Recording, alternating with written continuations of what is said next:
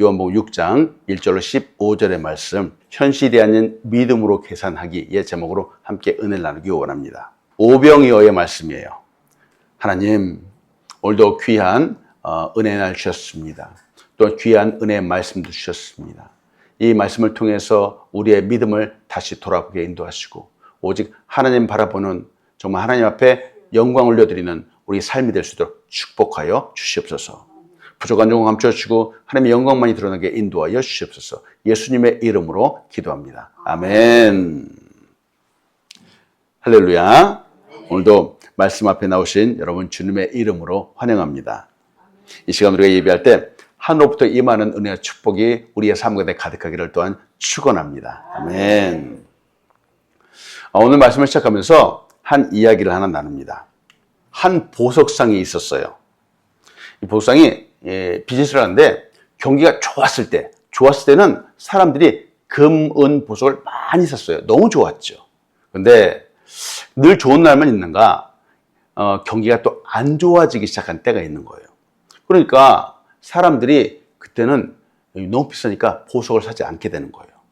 그러다 이 보석상 사장님이 골치가 너무 아파서 야, 이거 이래서는 안 되겠다. 결국 이 보석상의 문을 닫기로 했어요. 닫을 때 그동안 참 고생됐으니까 머리도 식힐 겸 휴가를 다녀와야 되겠다. 그런 휴가를 가면서 종업원에게 이렇게 하라고 딱 지시를 내렸어요. 이 가게의 보석들을 모두 2분의 1 가격으로 팔아치우게, 딱 이렇게 한 가지 메모를 남기고서 떠났어요. 그런데 이게 문제예요. 이 종업원이 이 메모를 딱 보더니만 오해를 했어요. 분명히 2분의 1이라고 적혀 있는데 이 종업원은 이 보석을 2배를 받았어요. 2배를 받고 팔았어요. 근데 이렇게 팔기 시작하니까 이상한 일이 벌어졌어요. 가격을 2배로 올리는데 사람들이 구름대같이 몰려오는 거예요. 어머, 사람들 심리가 이상해요. 비싸면은 더 잘 사는 거야. 이야, 비싸면은 좋은 건 줄 알고 착각하는 거예요. 똑같은 건데. 여튼 이 거의 모든 보석을 2배의 가격을 주고 거의 다 팔았습니다. 휴가에서 돌아온 주인이 깜짝 놀랐어요. 종업원이 그 많은 보석을 2배의 값을 받고 팔았다는 것에 놀랐고, 또 그 비싼 값임에도 불구하고 많은 사람들이 그 보석을 샀다는 것에 또 놀랐어요. 그러면서 딱 무릎을 치면서 이제 얘기를 하는 겁니다. 그래, 보석은 진짜 보석답게 팔아야 하는 것이구나. 이 가격을 싸게 낮춘다고 해서 잘 팔리는 게 아니구나. 이렇게 생각을 했습니다. 자, 여러분, 우리의 삶 가운데 어떤 변화, 어떤 큰 변화 같은 거 참 없으면 좋겠어요. 그런데 우리의 삶은 사실 수시로 바뀌잖아요. 어제 다르고 오늘 다릅니다. 우리의 삶이 또 내일도 어떻게 달라질지 몰라요. 그래서 한번 생각해 보는 거예요. 자, 말씀을 열면서 여러분과 나눕니다. 우리는 매 순간 계산해야 하는 현실을 직면합니다. 이게 우리의 삶이지 않을까요? 매일매일 매 순간순간 우리는 계산하는 거예요. 이렇게 계산한다고 말하면은 반문하는 분들이 있어요. 아니, 목사님, 저는 그렇게 계산적인 사람이 아니에요. 이렇게 말하시는 분들이 있어요. 근데 생각해 보는 거예요. 그렇게 계산적이지 않은 사람이라고 하더라도 월급날이 되면 말이죠. 우리는 우리 어카운트에 밸런스가 얼마나 있는지 측정을 해봅니다. 보게 됩니다. 당연하겠죠. 남아있는 돈이 얼마나 되는가, 이 돈을 가지고 며칠을 더 살아갈 수 있는가, 당연히 생각을 해보게 되죠. 여러분, 이게 계산하는 거예요. 아파트 렌트비, 자동차 페이먼트 하는 날이면 이게 얼마나 더 남고 얼마를 더 해야 되고 다 계산하게 됩니다. 또 약속을 했어요. 무슨 일을 계획했어요. 그러면 그 날을 생각하잖아요. 그 날을 딱 보면서 앞으로 그 날짜가 며칠 남았다, 또 몇 시간이 남았다. 이것도 역시 계산하는 겁니다. 시간도 계산하는 거예요. 어디 이뿐인가요? 인생의 문제, 큰 걱정과 근심 앞에서 우리는 우리의 능력을 계산해 봅니다. 딱 보면, 야, 이거 내 힘으로 가능하겠어. 이거 내가 갖고 있는 힘으로 안 되겠는데? 돈을 꾸어오든지 아니면 다른 사람의 손을 빌려야 되겠어. 이렇게 생각을 하는 거예요. 여러분, 이게 다 계산하는 거예요, 계산. 보세요. 하루 24시간 동안에도 우리는 얼마나 많은 계산을 하면서 하루하루를 살아가는지 모릅니다. 그런데 이렇게 1불까지 계산하고 심지어 몇십 전까지 계산했는데 그 결과가 항상 좋다, 할 수 있다로 나오지 않는다는 거예요. 철저하게 계산해 보는데 하나하나 따져보는데 이 이상에 나온 건 한숨이에요. 아휴, 그렇죠? 여러분, 우리 눈에 보이는 이 현실은 부정할 수 없어요. 제발 계산 좀 안 하고 살아봤으면 좋겠는데 말이죠. 우리가 이 땅에 살아가는 날 동안은 어쩔 수 없습니다. 그래서 생각해 보는 거예요. 이렇게 계산하고 하나하나 따져야 되는데 이걸 넘어서서 살아갈 수 있는 방법이 혹시 있을까요? 이런 계산을 넘어서서 살아가는 방법. 꼭 이렇게 계산하고 이성적으로 따져야만 잘 살아가는 것일까? 한번 생각해 보는 거죠. 오늘 우리는 오병이어의 사건을 봅니다. 이 오병이어의 사건을 조금 자세히 보면은 현실을 정확하게 보는 계산적인 방법도 나와요. 그런데 또 이를 넘어서는 놀란 기적의 방법도 나와요. 오늘 그 두 가지를 다 볼 거예요. 너무 유명한 이야기죠? 저도 늘 보는 말씀이지만 이 오병이어의 사건을 늘 볼 때마다 저의 가슴이 뜁니다. 이 말씀을 통해서 요한복음에서 예수님이 우리에게 다시 말씀하시고자 하는 핵심이 무엇인가 다시 보기 원합니다. 먼저 이 오병이어의 사건의 배경을 한번 봐요. 예수님이 갈릴리로 가죠. 유다를 떠나서 사마리아 지역을 지나서 갈릴리로 가셨죠. 이제 갈릴리에서 갈릴리 바다 반대편으로 가세요. 요한복음 6장 1절로 2절이에요. 그 후에 예수께서 디베라의 갈릴리 바다 건너편으로 가심에 큰 무리가 따르니 이는 병자들에게 행하시는 표적을 보았습니다. 라고 말합니다. 자, 우리는 여기서 일단 한 가지 주목해야 되는 단어가 있습니다. 바로 이 큰 무리라고 하는 단어예요. 큰 무리면은 사람들이 많이 모였다라고 하는 얘기네요. 예수님 주변에 엄청나게 많은 사람들이 모였어요. 근데 모인 이유가 있어요. 왜 모였다 그러죠? 병자들에게 행하시는 표적을 보았기 때문이에요. 이 사람들은 예수님을 믿었기 때문에 예수님께 온 게 아니에요. 이전에 예수님이 행하신 기적들, 표적들을 보았기 때문이에요. 이전에 예수님이 이제 공생을 하면서 물로 포도주를 만드셨네요. 그리고 4장에서 왕의 신하의 아들을 치유해 주셨어요. 그리고 요한복음 5장에는 38년 된 병자가 등장을 해요. 그 사람도 치유해 주셨어요. 이런 예수님의 소문이 점점 퍼져서 많은 사람의 귀에 들어가게 된 겁니다. 그리고 직접 본 사람도 있죠. 그래서 많은 사람들이 예수님이 있네? 기적을 행하시는 분이네? 치유하시는 분이네? 이런 보고 듣고 소문을 듣고 예수님께로 몰려온 겁니다. 이 사람들이 큰 무리라고 지금 성경은 표현하고 있어요. 자, 근데 보십시오. 큰 무리, 사람들이 많아요. 많으면 좋은 거잖아요. 근데 다 좋은 건 아니에요.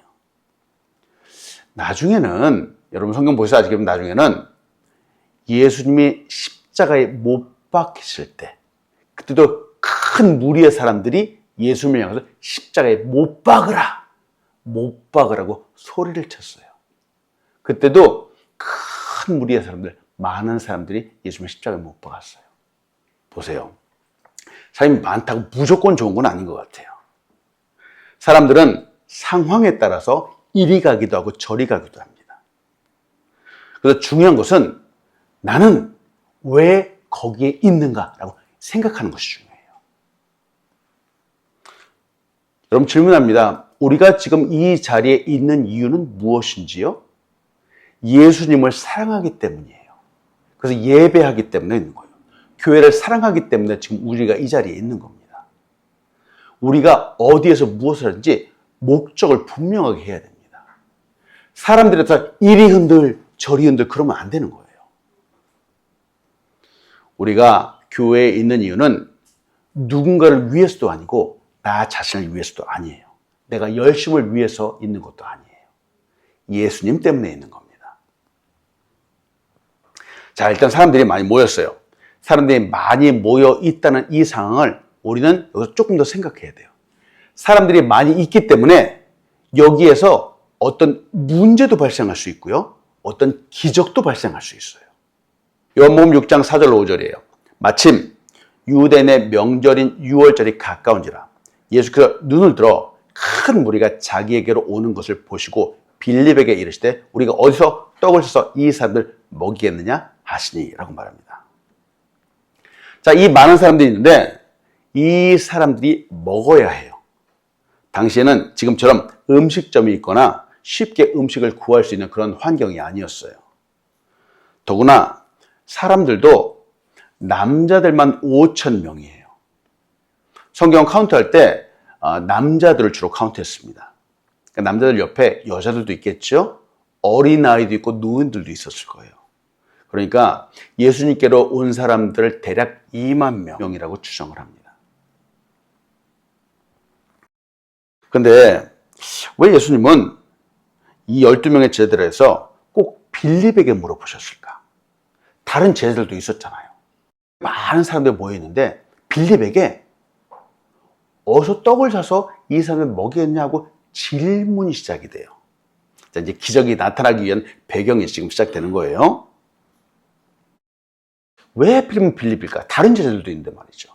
왜냐하면 빌립이 바로 이 벳세다 출신 사람이었기 때문에 그래요. 요한복음 1장 44절에 이렇게 말합니다. 빌립은 안드레와 베드로와 한 동네 벳세다 사람이다 라고 말합니다.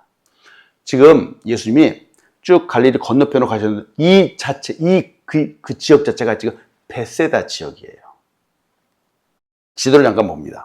쭉 갈릴리로 와서 나사를 지나서 갈릴리로 왔는데 바로 이 디베라 여기서 건너편 저 벳세다 지역으로 예수님이 이렇게 가셨다라고 하는 거예요. 그러니까 사람들이 예수님이 가네? 그리고 많은 사람들이 예수님을 쭉 따라서 2만 명이 되는 사람들이 간 거예요. 자, 근데 여기에 바로 빌립이 이 벳세다 지역 출신이야. 안드레도 마찬가지예요. 베드로도 마찬가지예요.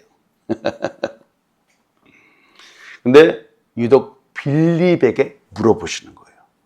이 물어보시는 이유가 있어요. 첫 번째, 여러 가지 나누고 싶은 것은 예수님은 인생 문제의 답을 이미 갖고 계신 분입니다. 자, 따라합니다. 예수님은 인생 문제의 답을 이미 갖고 계신 분입니다. 여러분, 이거 꼭 가져가세요, 오늘. 예수님은 우리 인생 문제의 답을 이미 갖고 계신 분이에요. 오늘 요한복음 6장에서 바로 이게 나와요. 우리가 앞에서도 보았지만 하나님이신 예수님은 우리 인생의 필요가 무엇인지 너무 잘 알고 계세요. 근데 꼭 기억하는 것이 있습니다. 하나님은 우리의 필요를 아시고 채워주시는 분입니다. 그러나 우리의 욕심을 채우시지는 않습니다. 우리가 너무 잘 알고 있죠? 네. 하나님 우리 필요 아세요. 그리고 채워주세요. 그러나 욕심까지 채우지는 않으세요. 그래서 우리가 욕심을 버려야 되는 거예요. 지금 예수님이 제자들과 함께 가시죠. 2만 명이 넘는 사람들이 함께 모여 있어요. 그것은 산입니다, 산. 또 시간적으로도 아마 저녁 때쯤 된 것 같아요. 요한복음엔 나오지 않지만 다른 공관복음에는 그때가 저녁 때쯤이라고 나와요. 산이기 때문에 식당도 없지요, 가게도 없어요. 설사 있다고 하더라도 2만 명이 넘는 사람들이 한꺼번에 모여서 음식을 먹을 수 없을 거예요. 예수님은 지금 이 상황, 이 현실을 이미 다 알고 계셨어요. 알고 계셨는데 빌립에게 질문하시는 거예요. 그런데 예수님은 빌립에게 말씀하시기 전에 이 사람들을 보시고 이미 그 마음속에 결정을 하셨어요. 결정을 하셨어요. 무엇을? 이들을 먹여야 되겠다라고는 결정을 하셨어요. 이게 예수님의 생각이에요. 오늘 이 부분을 함께 보는 거예요. 요한복음 6장 6절이에요. 이렇게 말씀하심은 친히 어떻게 하실지를 아시고 빌립을 시험하고자 하심이라고 말합니다. 예수님 말이죠. 빌립에게 이 많은 사람들에게 어떻게 먹을 걸 줄까라고 말씀하셨는데 이전에 이미 이 사람들을 먹일 것이다 라고 결정하셨다는 거예요. 결정하셨다는 거예요. 예수님이 이 사람들의 먹을 방법, 이 사람들을 먹일 방법을 몰라서 빌립에게 이 많은 사람들에게 어떻게 떡을 살까라고 질문하셨던 것이 아니에요. 예수님은 이미 친히 어떻게 하실지 아시고 그리고 빌립에게 질문하신 거예요. 어떻게 하실지 아셨다라고 한 이 말은 이 많은 무리의 사람들을 먹이기로 이미 예수님 마음속에 결정하셨다라고 하는 거예요. 예수님이 이렇게 결정하실 때는 이 보리떡 5개와 물고기 2마리가 아직 예수님의 손에 오지 않았을 때입니다. 예수님도 이 눈으로 보는 상황이나 환경, 이 모든 것들이 인간적으로 불가능한 사실을 이미 알고 계셨죠? 그런데 예수님은 사람들을 다 먹이시기로 결정하신 거예요. 자, 근데 이게 가능하죠? 가능한가요? 가능해요. 예수님이기 때문에 가능한 거예요. 자, 이 말씀을 조금 더 우리가 잘 생각하기 위해서 우리 구약시대를 한번 봐요. 구약시대에 이스라엘 백성이 애굽에다가 출애굽을 했어요. 출애굽을 하고 광야에서 약 40년 동안을 지냈죠. 여러분, 광야라고 하는 곳은 농사를 짓는 땅이 아니에요. 거기는 먹을 것이 없어요. 물도 구하기 너무 힘든 곳이 바로 광야예요. 그런데 이스라엘 백성이 광야 40년 동안을 지나면서 그들은 밥을 안 굶었어요. 뭘 먹었죠? 만나를 먹었어요. 맞습니다. 하나님께서 이 광야 사람에게 만나를 주신 거예요. 신명기 16장 4절이에요. 그때에 여호와께서 모세에게 이르시되 보라, 내가 너희를 위해서 하늘에서 양식을 비같이 내리리니 백성이 나가서 일용할 것을 날마다 거둘 것이라. 이같이 하여 그들이 내 율법을 준행하나 아니하나 내가 시험하리라 라고 말합니다. 광야에서 40년 동안 지낸 사람들이 있는데 먹을 것이 없어요. 하나님은 이들을 이미 먹이기로 결정하신 거예요. 그리고 만나를 내려주신 거예요. 그렇다면 지금 예수님이 산에서 2만 명이 넘는 사람들이 있는데 이들을 먹이시로 결정했다는 말은 당연한 말입니다. 충분히 하실 수 있는 말이라는 거예요. 아무것도 나지 않은 광야에서 하나님은 이들을 먹이로 결정하셨고 무려 40년 동안이나 변함없이 만나를 주셨어요. 여러분, 이 분이 우리 하나님이세요. 이 분이 바로 우리 예수님이세요. 이 인생의 문제, 먹을 것이 필요하다는 이 문제를 이미 다 알고 계세요. 이 문제를 다 해결하시기로 이미 결정하신 거예요. 그러면 여러분, 우리 앞에 있는 이 문제는 다 하나님의 손 안에 있는 겁니다. 우리의 필요가 무엇인지 이미 다 알고 계세요. 예수님은 우리의 인생을 구원하시기로 이미 결정하셨어요. 먹이는 것뿐만이 아니라. 때문에 이 땅에 오셨고 십자가에서 죽으셨습니다. 이 인생의 구원의 문제는 우리의 힘과 노력으로, 우리의 수고로 할 수 없기 때문에 그렇습니다. 인생의 구원은 현실적으로, 상식적으로, 이성적으로 불가능합니다. 우리 스스로가 할 수 없어요. 오직 예수님만이 하실 수 있습니다. 그래서 이 구원을 이루시기로 결정하신 겁니다. 산중에 2만 명이 넘는 사람들을 먹이는 것도 당연히 인간적인 방법으로 해결할 수 없는 겁니다. 그런데 예수님은 이들을 먹이시기로 이미 결정하셨어요. 때문에 여러분, 이 예수님, 우리 인생의 모든 필요를 아시고 우리 인생의 모든 문제를 아시는 예수님, 이 예수님이 우리 인생의 답을 이미 알고 계세요. 때문에 이 예수님께로 담대히 나가는 우리 한 사람 한 사람 되길 축원합니다. 주님 앞으로 나아갈 때 바로 이 인생의 문제가, 진짜 인생의 문제가 해결되는 거예요. 이 예수를 믿지 않으면 말이죠, 인생에 소망이 없는 거예요. 소망이 없는 거예요. 진짜 중요한 것은 예수님과 함께하는 사람이 예수님을 어떻게 믿는가라는 거죠. 빌립의 대답을 봅니다. 자, 오늘 두 번째로 여러분과 나눈 것이 이거예요. 예수님 질문 앞에서 현실적인 계산법이 있어요. 주님, 이렇게 할 겁니다. 그런데 부족합니다. 라고 하는 거예요. 할지라도 부족하리이다. 라는 거예요. 이 대답은 할 수 없다, 부정적이다 라고 하는 그 느낌이 이 대답 속에 담겨져 있어요. 우리가 살아가는 이 세상의 현실은 아주 냉혹합니다. 우리가 사는 세상은 한치의 오류도 사실 없어야 돼요. 만약 우리 통장에, 우리 어카운트에 돈이 충분하지 않다면은 우리는 우리가 사는 아파트에서 나와야 돼요. 세상 무섭습니다. 세상 그렇게 호락호락하지 않아요.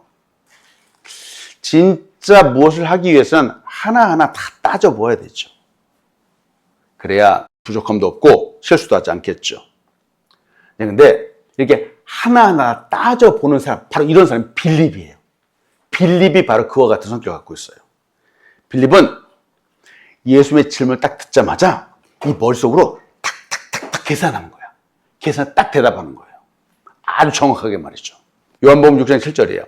빌립이 대답하되 각 사람으로 조금씩 받게 할지라도 200데나리온의 떡이 부족하리이다 라고 말해요. 당시 데나리온이라고 하는 이 돈의 단위가 있어요. 이 데나리온은 일하는 사람의 하루 품삯이에요. 하루 일당이에요. 그러니까 200데나리온 그러면은 일하는 사람이 무려 200일 동안 일한 그 값어치를 말합니다. 뭐 토요일 빼고 주일 빼고 약 8개월 동안 일한 그 월급을 말해요. 큰 돈이죠. 자, 지금으로 말하면 하루 일당을 100불로 칩시다. 100불로 쳐서 200일이면 얼마죠? 2만 불이에요. 2만 불. 2만 불이라고 하면 큰 돈이 있어요. 큰 돈이잖아요. 현재 상황을 딱 보면은 예수님이 이만큼이 필요합니다. 라고 하는 거예요. 자, 빌립의 대답은 맞는 답입니다. 정답입니다. 너무나도 현실적이죠. 진짜 이성적이고 상식적으로 정확합니다. 자, 근데 정답인데 문제가 해결되지 않아요. 이거예요. 정답인데 문제가 해결되지가 않아요. 정답을 딱 내놓았는데 문제는 하나도 해결되지가 않습니다. 왜냐하면 그 정답은 불가능이라고 한 정답을 내놓았기 때문에 그래요. 안 된다는 정답을 말했기 때문에 그런 거예요.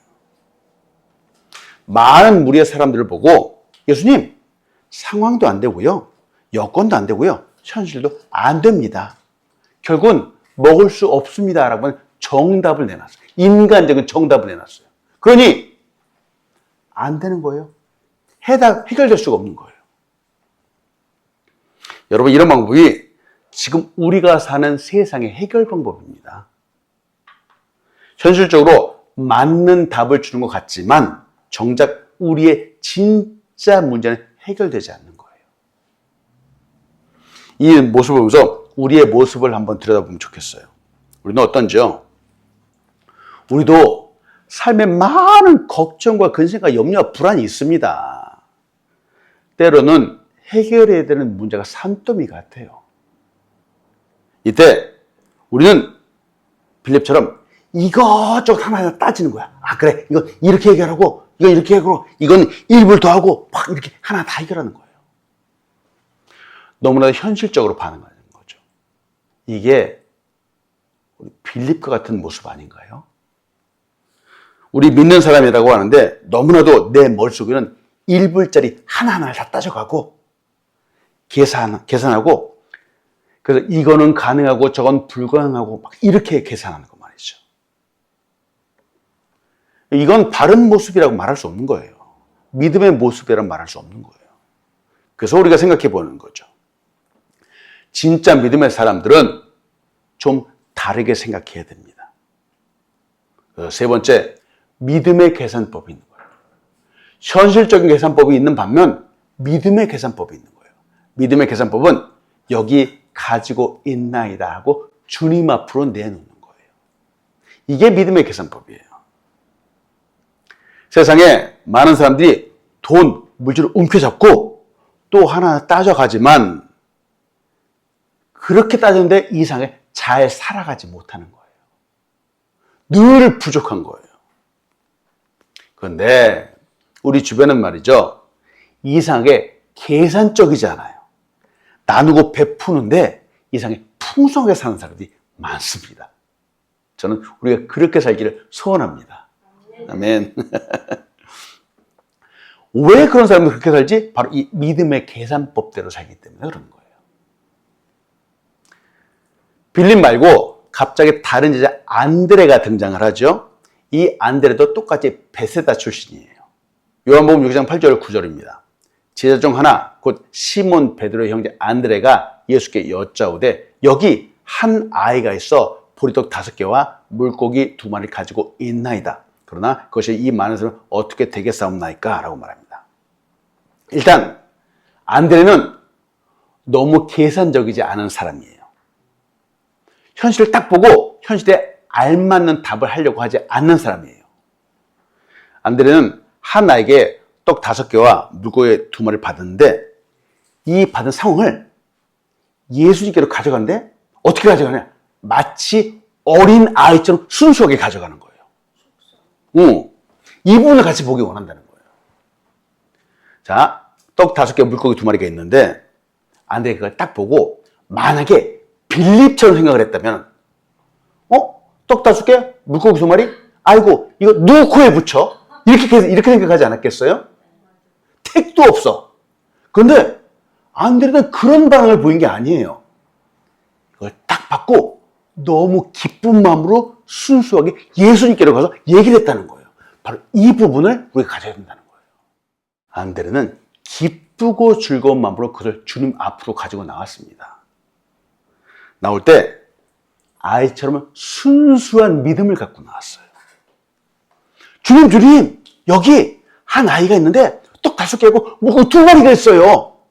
너무 흥분되고 기쁜 마음으로 나왔다는 거예요. 여러분, 이게 믿음의 사람의 자세예요. 아이가 갖고 있던 보리떡 5개, 물고기 2마리. 진짜 딱 아이 혼자 먹으면 딱 좋은 거예요.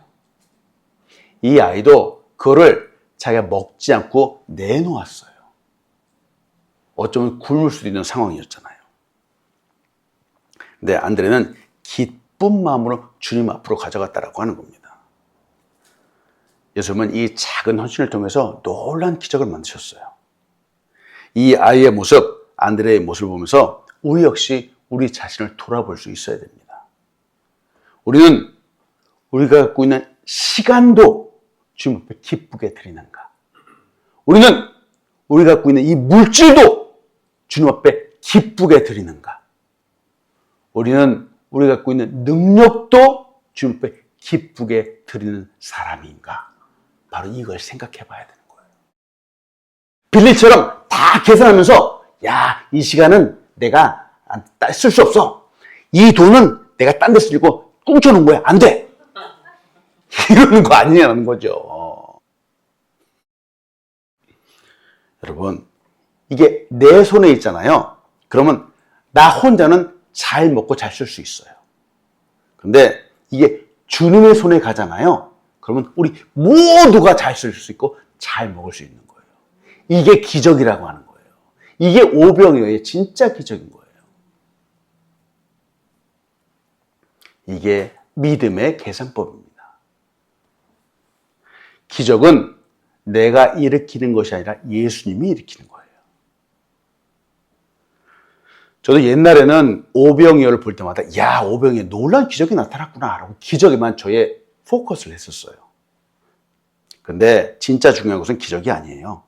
기적을 일으키는 분이 누구인가라는 거예요. 예수님이에요. 바로 예수님에게 집중해야 되는 거예요. 우리는 예수님을 보아야 돼요. 우리의 현실, 우리의 문제를 보면서 자꾸 세상적인 계산법만을 생각하는 사람들이 많습니다. 왜 그럴까?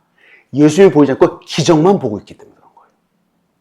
이 세상에 기적만 보고 있기 때문에 이거 가지고 다 하나하나 다 쪼개는 거야. 빌립도 현실적인 계산법을 보다 보니까 진짜 예수님이 누구인가 잘 보지 못하는 겁니다. 우리도 교회에 오고 예배하고 기도하지만 당장 눈앞에 보이는 우리의 현실이 더 크게 보일 때도 있습니다. 믿음이 저 밑에 있는 경우들도 있어요. 어떻게 하면 이 문제를 해결할까? 이 부족함을 채울까라고 인간적인 방법을 생각해 고민하는 경우들이 많습니다. 이건 믿음의 사람들에게 합당하지 않은 모습입니다. 여러분, 빌립 보셨죠? 세상적인 방법으로 정답을 찾을 수 있을 거예요. 아마 우리도 고민을 거듭하다 보면은. 그런데 정답을 찾지만 진짜 문제는 해결되지 않을 거예요. 진짜 문제는 해결되지 않을 거예요. 이 문제, 이 성을 믿음으로 계산해야 됩니다. 주님 앞으로 가지고 나와야 됩니다. 그러면은 진짜 해결될 수 있어요. 허드슨 테일러가 이렇게 말합니다. 믿음은 하나님이 하실 일을 미리 계산하는 능력이다 라고 말합니다. 작은 물맷돌이 있어요. 이 물맷돌이 나의 손에 있어요. 그러면 이것은 그냥 물맷돌이에요. 이 작은 물맷돌이 다윗의 손에 들려 있어요. 그러면 이 다윗의 손에 들려 있는 물맷돌은 저 골리앗을 쓰러뜨리고 승리를 가져오는 기적의 돌이 되는 거예요. 같은 돌인데 누구의 손에 들려 있느냐에 따라서 결과가 달라지는 거예요. 오병이어잖아요. 이 오병이어가 여전히 꼬마의 손에 들려 있다면 그냥 그 꼬마가 먹는 점심 도시락에 불과해요. 이 오병이어가 예수님의 손에 들려 있어요. 그러면 2만 명이 다 먹고도 12광주리가 남는 기적이 되는 거예요. 우리의 인생, 우리의 물질, 우리의 시간도 마찬가지예요. 내가 어떻게 해보려고 하면은 그냥 내 손에서만 끝나요. 하지만 이게 주님의 손에 올라가면은 기적이 될 수 있는 거예요. 이와 같은 기적의 역사가 우리의 삶 가운데 가득하기를 축원합니다. 아멘. 주님께 드리는 우리 한 사람 한 사람 되기를 축원합니다. 아멘. 말씀했습니다. 나의 오병이어를 예수님께 드리십시오. 내가 무엇이 있고 없고는 그렇게 중요하지 않습니다. 내가 무엇을 갖고 있다는 것도 그렇게 중요하지 않습니다. 나에게 있는 것이 주님께 드려지는가가 중요한 거예요. 정말 주님을 믿는다면 우리의 삶을 드리는 거예요. 내 마음도, 내 시간도, 내 물질도, 나의 모든 걸 주님 앞에 드리는 거예요. 그러면 주님은 놀라운 기적이 되어서 우리의 삶 가운데 다시 돌려주실 것입니다. 빌립에게 물어보셨던 예수님이 오늘 이 시간 우리에게도 질문하시는 거예요. 우리가 어디서 떡을 사서 이 사람을 먹이겠느냐? 이 질문은 빌립에게 하신 질문이 아니라 지금 우리에게 하시는 질문이에요. 머리로 계산하지 말고 믿음으로 계산하라는 겁니다. 기적을 일으키는 예수님을 전적으로 의지하라는 겁니다. 우리의 삶을 주님께 드려서 진짜 오병이어와 같은 놀란 기적이 나타나는 우리 믿음의 삶이 되길 축원합니다. 아멘. 기도하겠습니다. 하나님, 오늘도 이 말씀을 가지고 예수님께서 행하신 놀란 기적을 보았습니다. 그리고 우리 인생의 가장 작은 것을 통해서 우리를 먹이시는 예수님의 모습을 보았습니다. 주님을 의지하며 나아갑니다. 우리의 삶의 모든 순간 내가 아니라 내 입으로 하는 것이 예수님을 의지하며 나아갑니다. 하나님 우리의 삶에 놀라운 역사를 만들어 주시옵소서. 감사드리며 예수님의 이름으로 기도합니다. 아멘.